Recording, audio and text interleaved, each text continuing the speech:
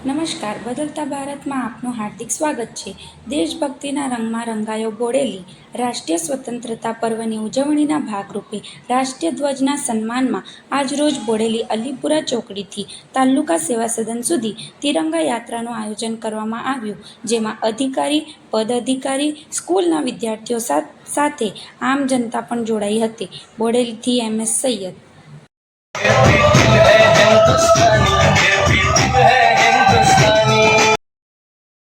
छोटाउदेपुर जिले के बोडेली तालुका में 15 अगस्त के चलते तिरंगा यात्रा का आयोजन किया गया है। तिरंगा यात्रा में कुछ 1200 विद्यार्थियों ने भाग लिया है।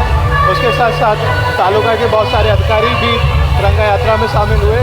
बाकी साथ में जो लोग जुड़े उनका भी बहुत बहुत धन्यवाद। और तिरंगा यात्रा में भाग लेने से, तिरंगा यात्रा से जो देशभक्ति की भावना लोगों के अंदर जागती है।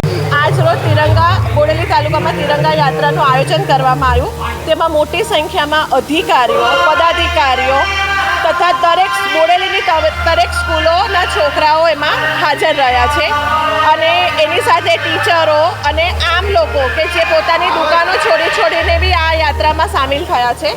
અને દેશભક્તિનું એક ઉત્તમ ઉદાહરણ દેખાયું છે કે દેશ માટે જે લોકોએ બલિદાન આપ્યું, જે કર્યું, તે આ રીતે જઈને છોકરાઓ, જે સ્કૂલના છોકરાઓ છે, તેમને વધારે દેશભક્તિ આવે, આપણે કહીએ એના કરતાં આ રીતે એ લોકોને દેખીને વધારે જુનૂન આવે કે દેશભક્તિ માટે આપણે લોકોએ જે કરેલું છે તેમને યાદ અપાવે.